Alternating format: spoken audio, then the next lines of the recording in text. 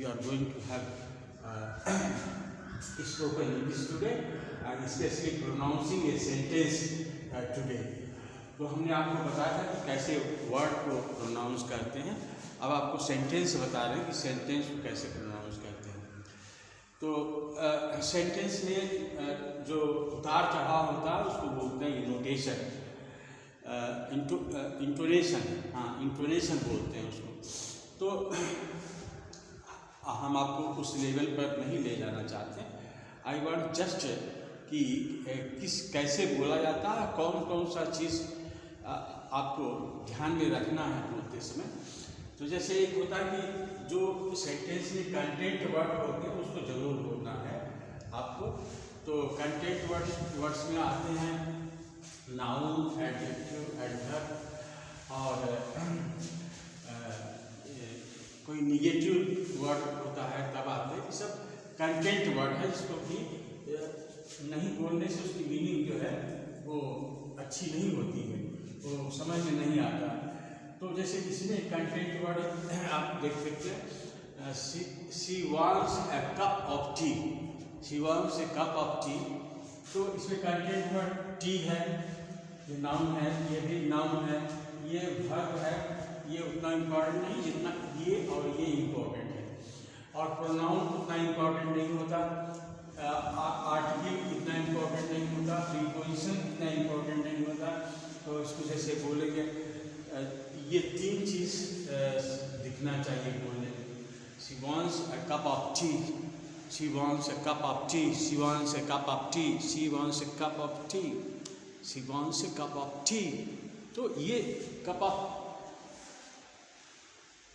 She wants cup of T, she wants A cup of T. तो ऐसे बोलना चाहिए। एक तो कंटेंट वर्ड जो है आपको बोलना है।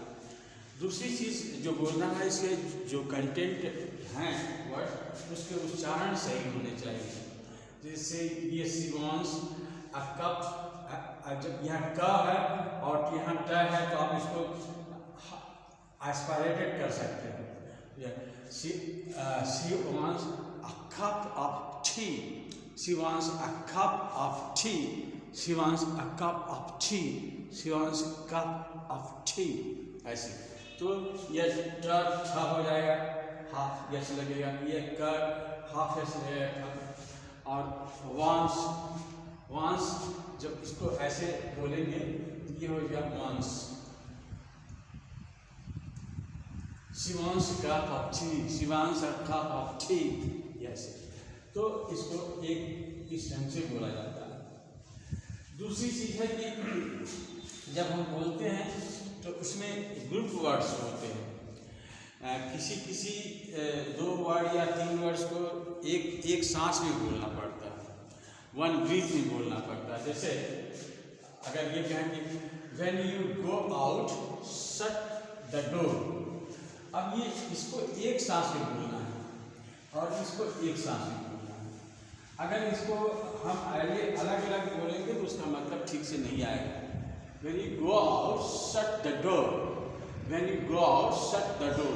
इसको याद रखिए, इसको दो ब्रीथ में बोलना है, दो बार में बोलना है, दो सांस में बोलना है। When you go out, shut the door.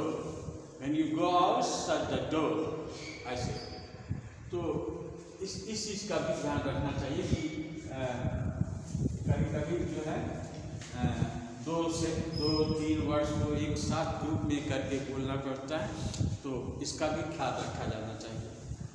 तीसरी चीज़ कि हम अपने प्रोनाउंसिएशन से, अपने उच्चारण से दबाव किसी पर भी दे सकते हैं, किसी पर दे सकते हैं। जैसे इसका I did not abuse her today, मैंने आज उसको गाली नहीं दी, मैंने आज उसको गाली नहीं दी। ये सेंटेंस है।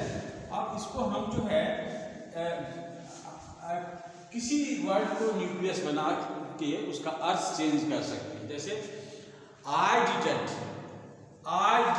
अब्यूज हर टुडे, मतलब मैंने उसको गाली नहीं दिया, किसी दूसरे ने गाली दिया होगा। अब यहाँ पर इसको दबाव देते हैं, इसको छोड़ देते हैं। I didn't abuse her today, I didn't, मैंने गाली नहीं दिया, मैंने कुछ दूसरी चीज़ कही, गाली नहीं दिया। आई डिजंट। अब इस पर दीजिए एब्यूज पर। I didn't abuse her today. हमने उसको गाली नहीं दिया, गाली नहीं दिया, कोई दूसरी चीज़ कही होगी, वो कुछ दूसरा सुना होगा।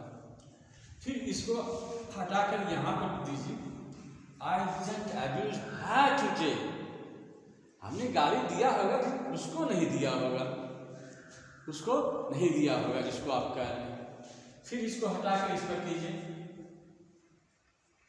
I didn't abuse her today.